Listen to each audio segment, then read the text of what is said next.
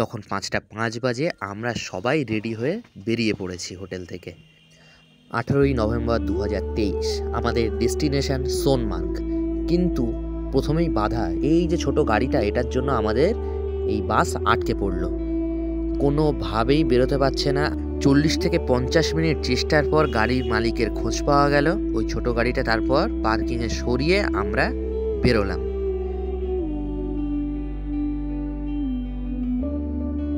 তো এবার আমরা বেরোবো।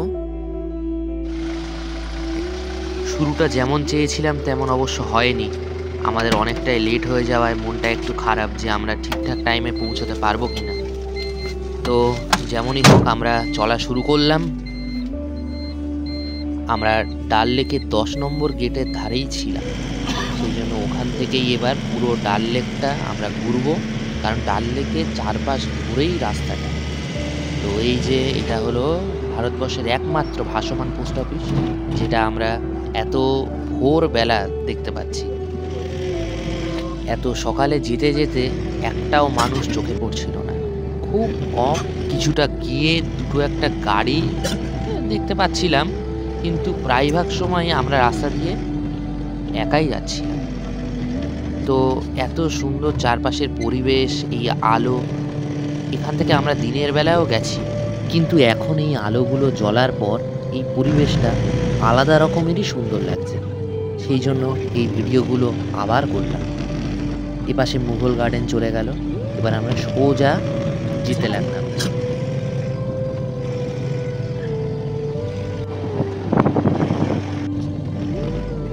এই ডাল লেকের চারপাশে রাস্তাটা কভার করতেই আমাদের প্রায় অনেকক্ষণই লেগে গেল। অবশেষে আমরা এক ভিন্ন রোডে প্রবেশ করলাম। এখানে দেখাই যাচ্ছে যে এই সোজা গান্দরবাল, আর এই রোড ধরেই আমাদের যেতে হবে সোনমার্গ, যেটা এই শ্রীনগর থেকে 82 কিলোমিটার দূরে অবস্থিত। তো আমরা যেতে যেতেই এই যে প্রথম চেকপোস্ট চলে গেল, আমরা এগোতে থাকলাম। চারপাশে তখনও অন্ধকার।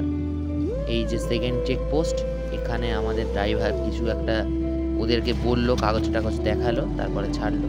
আর তারপর ছিল এরকম ঘন কুয়াশা। এই কুয়াশা দিয়ে যেতে যেতেই দেখলাম যে মিলিটারির একটা গাড়ি টহল হচ্ছে। তারপরে আমরা এক ভিন্ন রাস্তা দিয়ে এগোতে থাকলাম। এই রাস্তাটা আগের রাস্তা থেকে তুলনামূলক অনেকটাই ন্যারো।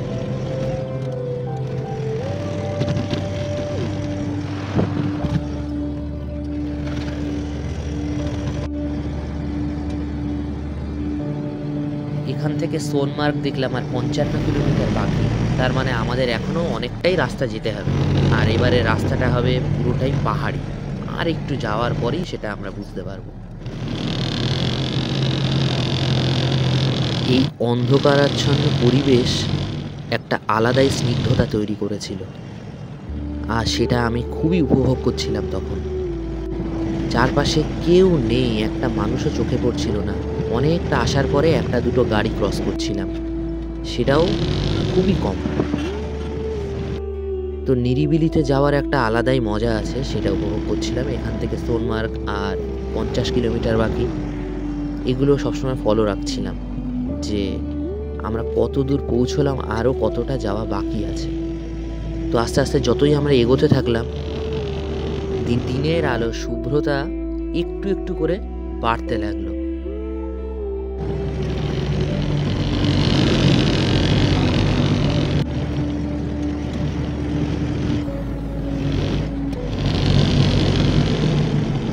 রাস্তাটা দিয়ে যতই এগোচ্ছিলাম, আমি অবাক হয়ে চারপাশে দেখছিলাম।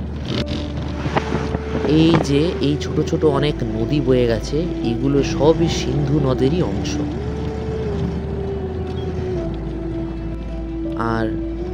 আর একটু এগোতেই এরকম একটা সুন্দর দৃশ্য চোখের সামনে ফুটে উঠল।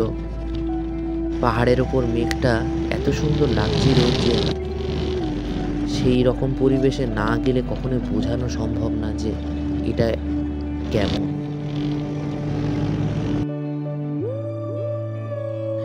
সামনের সিটে বসলে এই একটা সুবিধা, এই জিনিসগুলো খুব ভালো করে উপভোগ করা যায়।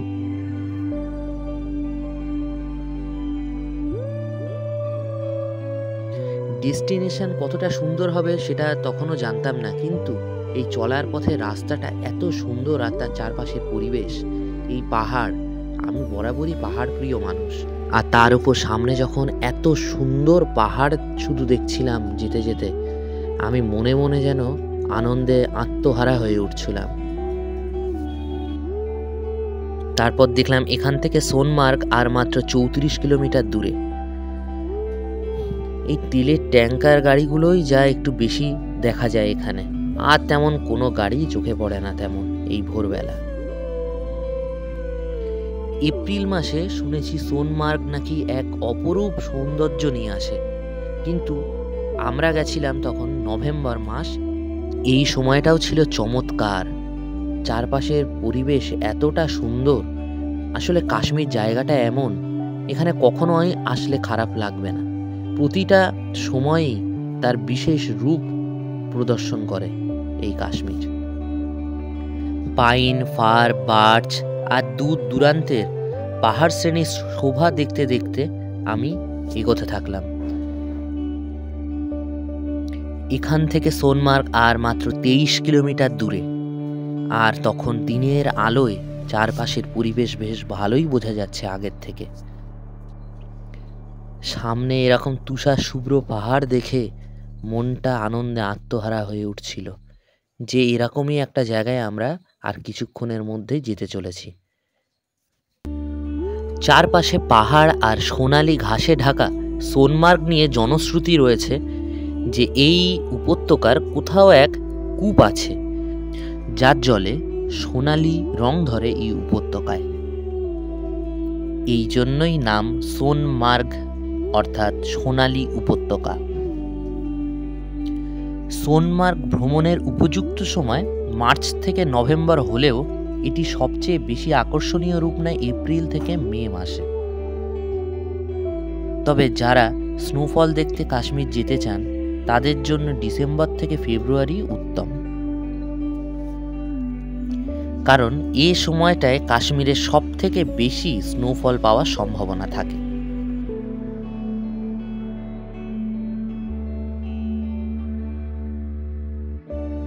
এই পাশ থেকে যে নদীটা আমাদের সাথে সাথে বয়ে চলেছে এটি হলো সিন্ধু নদী।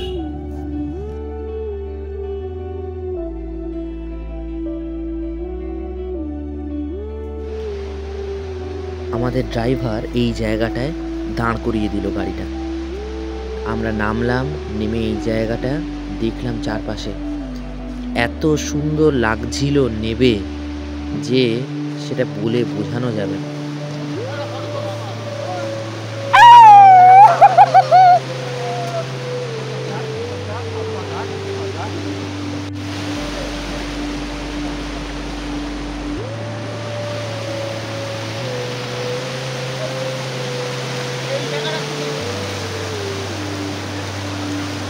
চারিপাশটা ভালো করে দেখছিলাম, তারপর দেখলাম এই পাহাড়ের ওপরে সূর্যের আলোটা এমনভাবে এসে পড়েছে পুরো সোনালি লাগছে দেখতে, মনে হলো যেন পাহাড়টা সোনার।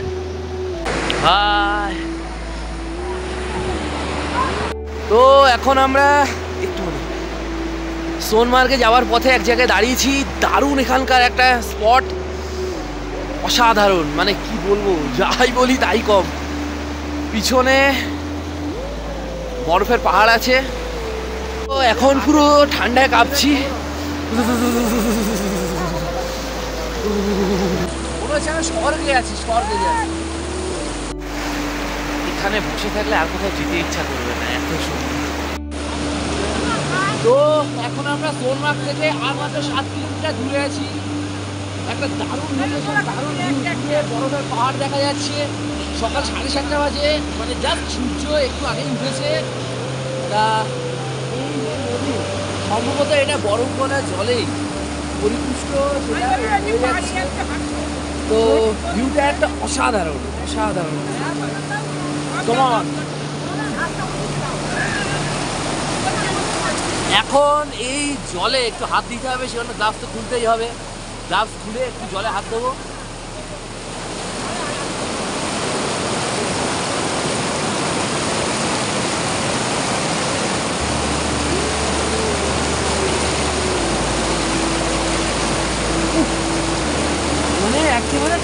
ঠান্ডা, পুরো বরফ বরফ, মানে কিছু আর বলার নেই, একদম বরফ।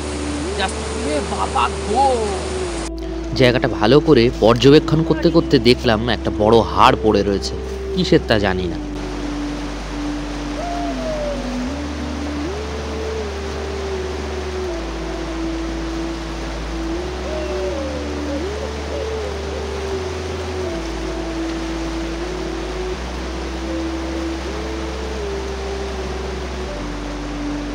যতটা উপভোগ করা যায় আর যতটা পাগলামি করা যায় দুটোই করে আমরা ওখান থেকে রওনা দিলাম সোনমার্গের উদ্দেশ্যে।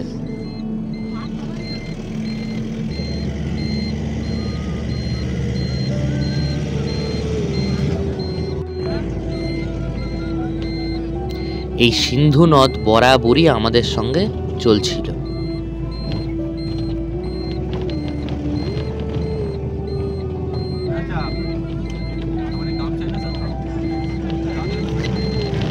এপাশকার পরিবেশটা ধীরে ধীরে একটু আলাদা রকম হতে লাগলো। এতক্ষণ আমরা যে পরিবেশে ছিলাম তার থেকে আরো সুন্দর হতে লাগলো যতটাই এগোচ্ছিলাম।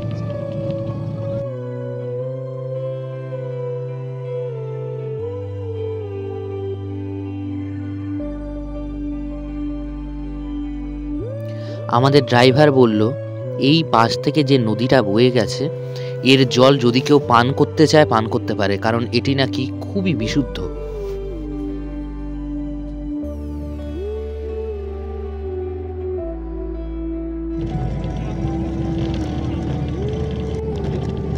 কোনটা বাদ দেবো বুঝতে পারছিলাম না, সমস্তটাই ভিডিও করছিলাম কারণ চারপাশের পরিবেশটা এতটাই সুন্দর যে কোনো কিছু বাদ দেওয়ার মতো ছিল না।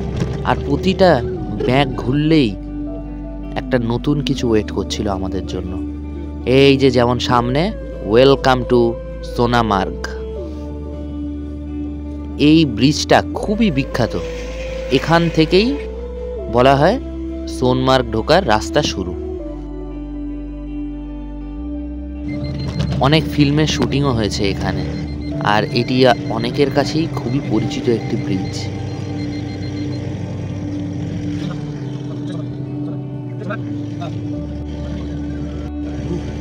जहाँ धूप होगा ना वहाँ लगाएंगे गाड़ी, थोड़ा धूप सेकेंगे। बिल्कुल ठंड, ये पैर इतना ठंडा हो गया है ना, पता नहीं चल रहा है एक्सीलेटर लग रहा कि नहीं। अच्छा इतना ठंडा हो गया है। और रात को जूता गीला हुआ है, असली पता क्या, ये जूता गीला है तब जाके हो रहा है। Sushila Tangmarg tunnel project. আজকে ওয়েদারটা একদম মানে পারফেক্ট, খুব ভালো ওয়েদার।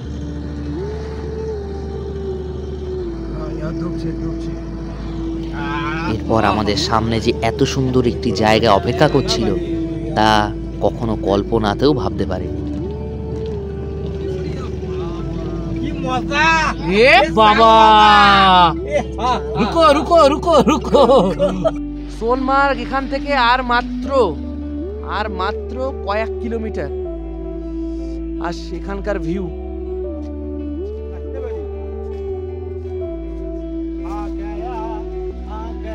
আজ সকাল 5টায় বেরিয়েছি, সকাল 5টায় উঠেছি, তারপর স্নান করেছি, অবশ্য স্নান করেছি তারও আগে, উঠেছি হচ্ছে 4টে, তারপরে একটু গোছান গাছান স্নান সেসব সেরে 5টায় বেরিয়েছি। তা এখন এই 8টা মতো বাজে, আমরা সোনমার্গ এসে এখনো পৌঁছায়নি, 2-3 কিলোমিটার বাকি আছে। তা পিছনের ভিউটা একটু দেখুন, মানে কি বলবো, এত সুন্দর এত সুন্দর। এই চারপাশেই পাহাড় রয়েছে, আমার পেছনের পাহাড়টা পুরো বরফ দিয়ে ঘেরা, আর এপাশেও পাহাড় রয়েছে, ঝাউবন রয়েছে, এর এপাশেই আবার নদীতে মানে বরফ গলা জল বইছে, অসাধারণ।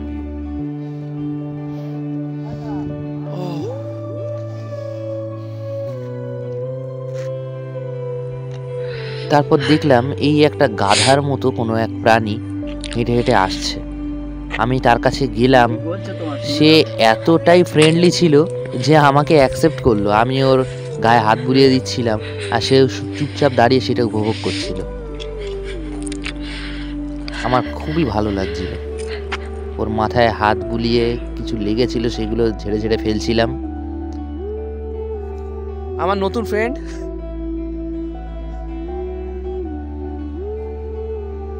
খুব কথা শোনে ও।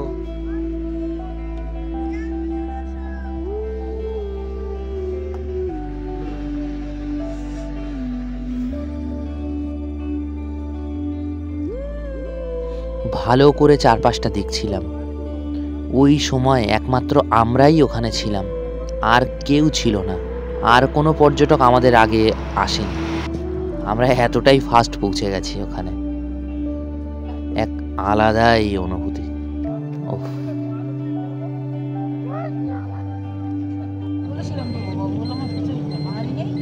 এখান থেকে আমাদের গাড়ি চেঞ্জ করতে হবে।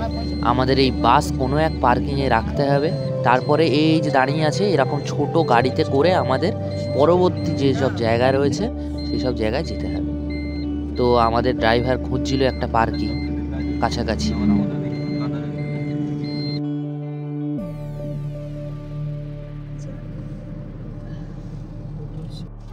অনেক দরাদরির পরে আমরা এখান থেকে গাড়ি ঠিক করলাম 300 টাকা করে পার হেড, যেটি আমাদের বিভিন্ন স্পট দেখাতে দেখাতে নিয়ে যাবে 0 পয়েন্ট অবধি। তো আমরা ছোট গাড়িতে ওঠার পরে এখান থেকে যাত্রা শুরু করলাম। আর এখান থেকে যেন এক আলাদাই সৌন্দর্য আমাদের জন্য ওয়েট করছে। আমাদের মধ্যে কিছু জন আগে এগিয়ে দাঁড়িয়েছিল, তাদেরকে আমরা তুলে নিলাম। তারপরে আমরা আমাদের যাত্রা শুরু করলাম। এখানে এখন দেখছিলাম রাস্তার কাজ চলছে।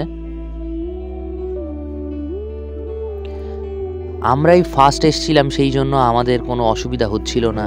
আমরা অনেক বার্গেইন করার সুযোগ পেয়েছি, আর রাস্তাঘাটেও কোনো জ্যাম পাইনি। Sonamarg Indian army welcomes you.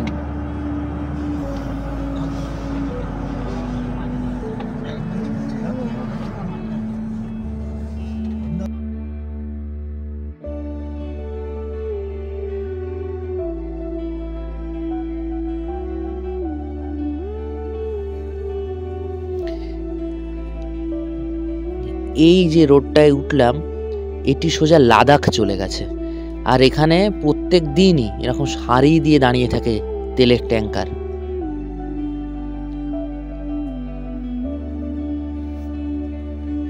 কিছুটা যাওয়ার পরে বাঁ দিকে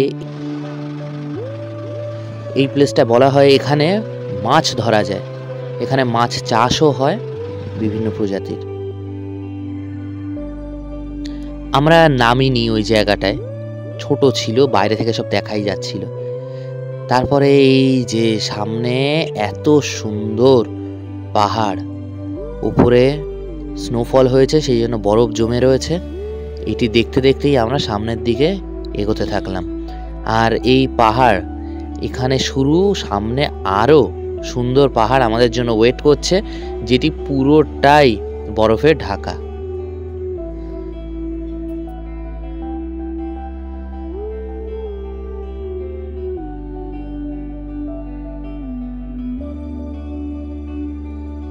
अच्छा अच्छा ठीक है ठीक है।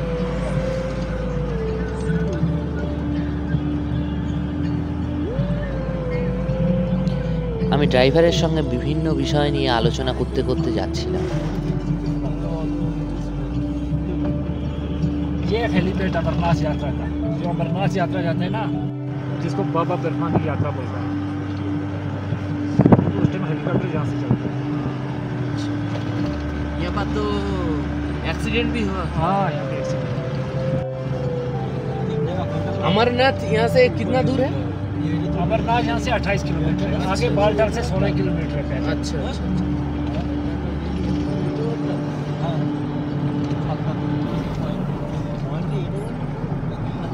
ये सैड सीन में आती है भैया, ये पॉइंट नहीं, ये सैड सीन में आती है। हाँ हाँ वो तो पता है, फोटो वो वोटो ब्लॉग लेने के फ्लॉग लिए जो काफी देखता sad हूँ। scene आती है। हाँ हाँ हाँ। मैंने आपको वहाँ पे जो मेन होती है वो लास्ट ही है, 0 हाँ, पॉइंट में, हाँ, जहाँ पे खेलो वेलो बर्फ में फोटो वोटो ले लो। बाकी तो रोड पे आएगा सब भाई, ये सैड सीन।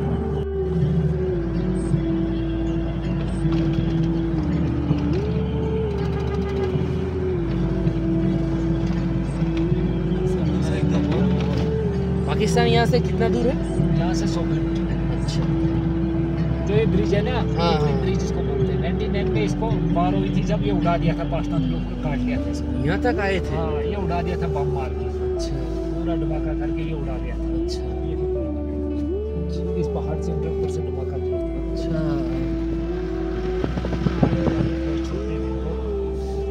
জানা অজানা অনেক কাহানি ড্রাইভার আমাদেরকে বলছিল, আর সেগুলো শুনতে শুনতে এগোতে থাকলাম।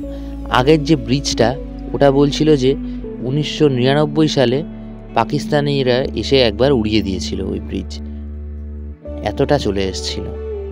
তো যাই হোক, এরকম বিভিন্ন কাহানি ড্রাইভার বলছিল। यहाँ पे भैया कश्मीर का लास्ट विलेज, लास्ट गांव कश्मीर का, आखिरी गांव कश्मीर का, नीचे उतर के।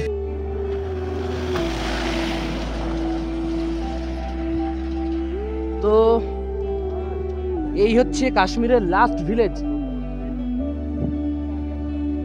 কাশ্মীরের লাস্ট ভিলেজ।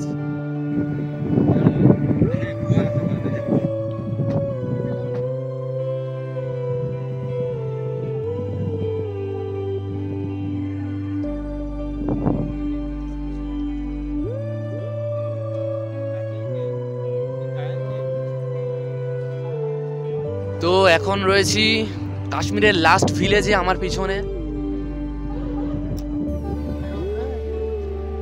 আর পিছনে বরফের পাহাড়।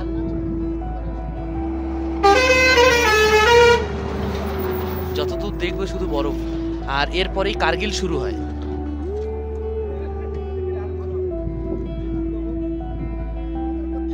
এর মধ্যে তাহলে তিনটে সাইড হয়ে গেল কিন্তু। আর এই যে টানেল তৈরি হচ্ছে, এটা দিয়ে লাদাখ যাওয়া যাবে, যেটা 12 মাস যাওয়া যাবে। এখন কি হয়, ডিসেম্বর মাসে এইসব রাস্তা বরফে ঢাকা পড়ে যায়। এইসব পাহাড় যেরকম বরফে ঢাকা, যে এরকম এই পাহাড়টাও এরকম পাহাড় একদম বরফে ঢাকা হয়ে যায়, এবার রাস্তা বন্ধ হয়ে যায়। সেই জন্য লাদাখ ফাদাখ যাওয়া যায় না তখন। আর এই যে ওই যে দাঁড়িয়ে রয়েছে লরি, আর ওই যে টানেল সামনে, ওই টানেল দিয়ে 12 মাস লাদাখ যাওয়া যাবে তৈরি হয়ে যাওয়ার পরে। जिसने अभी तक बर्फ का पहाड़ नहीं देखा, वो ये देखा तो खुश हो जाएगा। ড্রাইভার আমাদের হিন্দিতে যে কথাগুলো বলছিল সেগুলো ট্রান্সলেট করে আমি সবাইকে বলে বলে দিচ্ছিলাম, যাতে সবাই জায়গাগুলো বুঝতে পারে আর সেই হিসাবে জায়গাগুলো উপভোগ করতে পারে। अच्छा हुआ कि ये वापस आ रहे हैं। अगर हम नहीं, जब हम ऊपर से आएंगे फिर नीचे से तब तक छोड़ देंगे। वो ट्रक वगैरह खड़े थे ना, हाँ हाँ जब ये पास हो जाएगा फिर उधर से गाड़ियाँ छोड़ेगा। अभी तो रोड खाली है ना, इसे हाँ। कार्रवाई के लिए रोके रखें। अच्छा छोटी गाड़ी खाली छोड़ी, हाँ और आधा घंटा के बाद नीचे से फिर दिन को बहुत ट्रैफिक होती है इस रोड। हाँ, अभी हाँ। तो सुबह सुबह, दिन को आप देखना कितनी ट्रैफिक होती है। हम तो सही टाइम पर आए हैं। आप अच्छे टाइम पे आए। लेकिन आपने उधर भी खाया ना, आधा घंटा फुटबॉल में घंटा।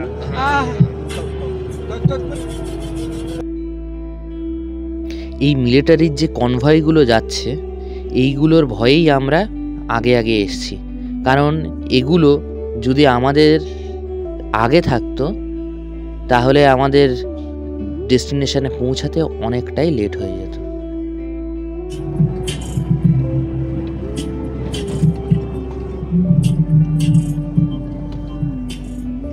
ये कौन सी जगह? ছোট বড় অনেক স্পটই আছে যেগুলো দেখছিলাম অনেকে দাঁড়িয়ে ফটো টটো তুলছে। কোথাও কোথাও বুঝলাম হয়তো ধস নেমেছিল, সেই জায়গাগুলো রাস্তার অবস্থা খুবই খারাপ, প্রচণ্ড ধুলো যেগুলো উঠছিল, আর রাস্তায় খোয়া ছিল প্রচণ্ড পরিমাণে। এর মাঝেই যেতে যেতে আমরা আরও একটি স্পটে এসে দাঁড়ালাম।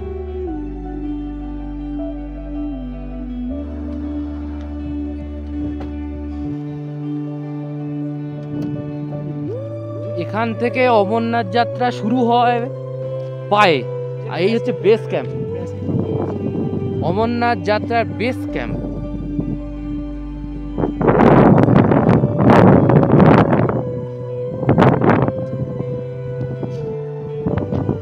হাওয়ায় অবস্থা খারাপ হয়ে যাচ্ছে। আমার ঠিক পাশে নিচে অমরনাথ যাত্রার বেস ক্যাম্প, এখান থেকেই পায়ে হাঁটা শুরু হয়। অমরনাথ যাত্রার বেস ক্যাম্পের পাশে দাঁড়িয়ে এখন চারপাশে বরফ বরফাবৃত পাহাড়, নিচে বেস ক্যাম্প।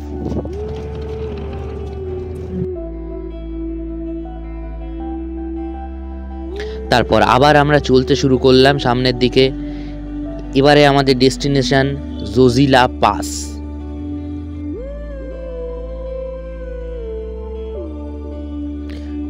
এই রোডের ধারের পাহাড়গুলো অসাধারণ লাগছিল। এই পাহাড়গুলো দেখতে দেখতেই সামনের দিকে এগিয়ে যাচ্ছিলাম।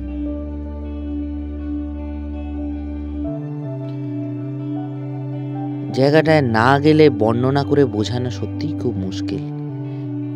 এক পাশে পাহাড়ে দেখছিলাম এখানে স্নোফল হয়েছে, আর এক পাশের পাহাড় রুক্ষ। এই দৃশ্য দেখতে দেখতেই আমরা সামনের দিকে এগোচ্ছিলাম। আর বলে রাখি, জোজিলা পাসের এই যে রোড, এটি ভারতবর্ষের যতগুলো ভয়ঙ্কর রোড আছে তার মধ্যে একটি। এখানে সম্ভবত ধস নেমেছিল, আর একটা ঝর্ণাও পড়ছে দেখতে পাচ্ছি। তো এই জায়গাটা রাস্তা খুবই খারাপ ছিল। এখানে অবশ্য রাস্তা মেরামতের কাজও চলছিল সে সময়।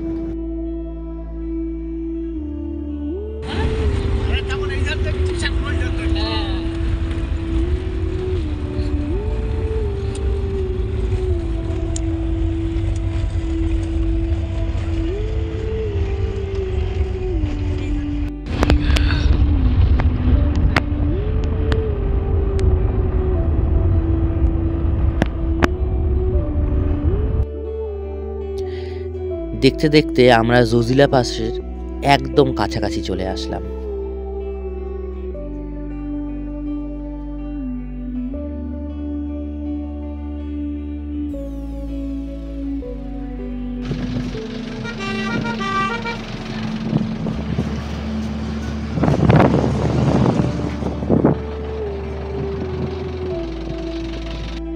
তো এখন জোজিলা পাসের সামনে আই লাভ জোজিলা এখানে লেখা রয়েছে,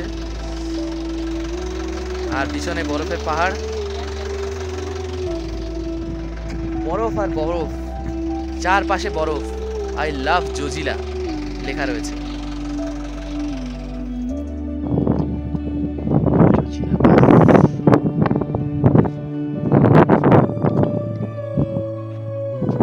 কেমন লাগছে?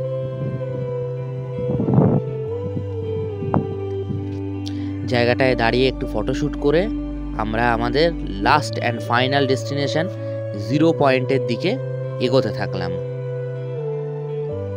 তো যেতে যেতে এটাই দেখছিলাম, এক পাশের পাহাড় পুরোপুরি বরফে ঢাকা, আর আমরা যে পাহাড়ের ওপর দিয়ে যাচ্ছি এটা আবার রুক্ষ।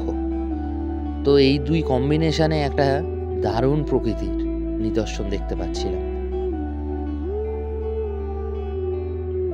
প্রকৃতির এই অপরূপ সৌন্দর্য উপভোগ করতে করতেই আমরা 0 পয়েন্টের একেবারে কাছে চলে আসলাম। এই যে এবার বাঁ পাশে চলে গেল লাদাখ, আর আমরা এই নেমে পড়লাম ডান পাশে। এই সামনেই হলো 0 পয়েন্ট।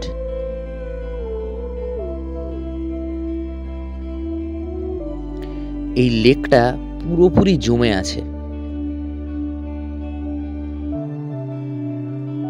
আমাদের গাড়ি আস্তে আস্তে এই লেকের দিকে এগোতে থাকলো। আমি ভাবছিলাম এই লেকটার উপর দিয়ে কি করে যাব আমরা, পুরোটাই তো বরফে জমে আছে। তো সামনে এগোতে এগোতে বুঝতে পারলাম যে এখান থেকে আরও অনেক গাড়ি গেছে, সামনে একটা গাড়ি ফেসেও আছে দেখলাম। তো সেসব উপেক্ষা করেই আমাদের ড্রাইভার এই লেকের মধ্যে আমাদের গাড়ি নামিয়ে দিল। আমার তো তখন দারুণ আনন্দ হচ্ছিল। আমি তো ভাবতেই পারিনি যে এর মধ্যে দিয়ে এভাবে আমরা যাব। তো যাই হোক, আমরা এর মধ্যে দিয়েই গেলাম। আর তারপর এই সামনে যে জমিটা রয়েছে উঁচু, সেখানে আমাদের গাড়িটা পার্কিংও করে দিল। আর যেতে যেতে দেখছিলাম এই বরফগুলো ভেঙে কিভাবে আমাদের গাড়িটা এগিয়ে চলেছে সামনের দিকে। 0 পয়েন্টটা আসলে কি, কেমন, আর ওখানে গিয়ে আমরা কি কি করলাম, সে সবই বলবো নেক্সট এপিসোডে। তো এই এপিসোড এই অবধি আজ। সবাই ভালো থাকবেন। টাটা।